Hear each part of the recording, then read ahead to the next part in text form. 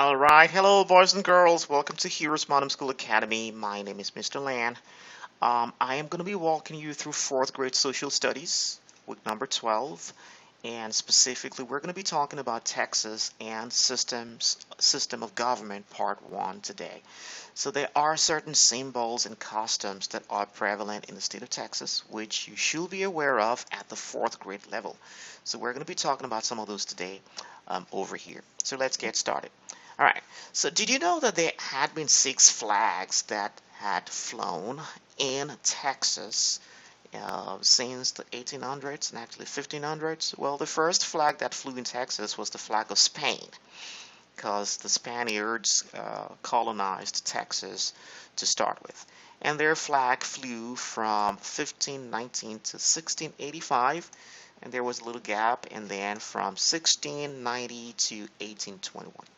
Then right after Spain came the French people. Their flag flew as well from 1685 to 1690. And then after France came Mexico. Mexican flag flew from 1821 to 1836. And then after the revolution of Texas from Mexico, Texas declared itself as its own republic, and then had its own flag from 1836 to 1845. And then during the Civil War, Texas joined together with the Confederate States of America. In 1861 to 1865, the Confederate flag flew in the state of Texas. And then ultimately the United States flag flew in Texas, firstly from 1845 to 1861, during the first annexation of Texas to the Union of the United States. And then there was a little gap because of the Civil War of 1861 to 1865.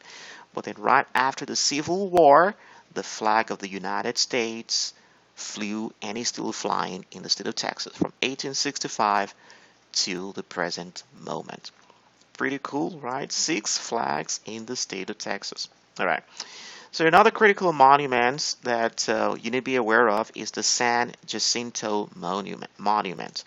Well, this monument is a 567.31 foot high monument.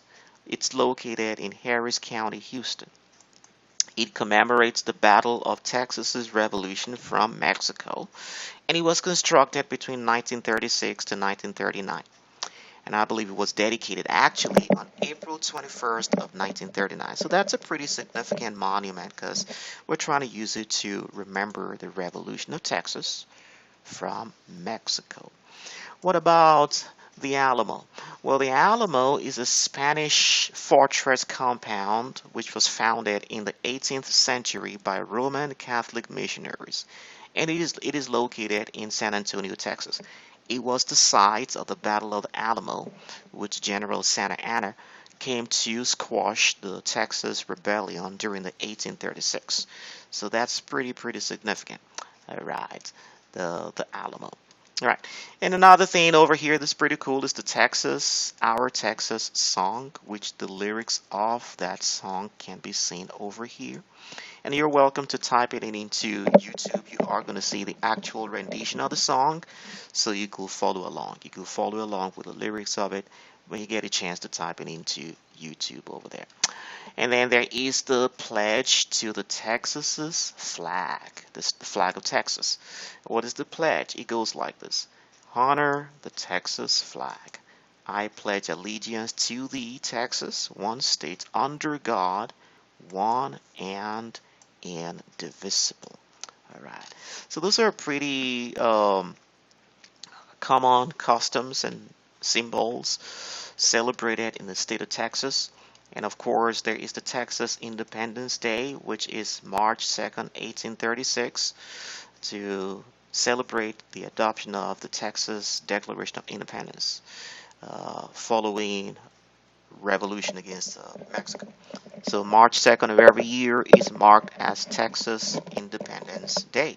What about the Juneteenth? Well, the Juneteenth is celebrated to commemorate the events that happened on June 19th, 1865 in Galveston, Texas, wherein the Union Army General Gordon Granger proclaimed the emancipation, made another Emancipation Proclamation to declare that slaves were free in the state of Texas.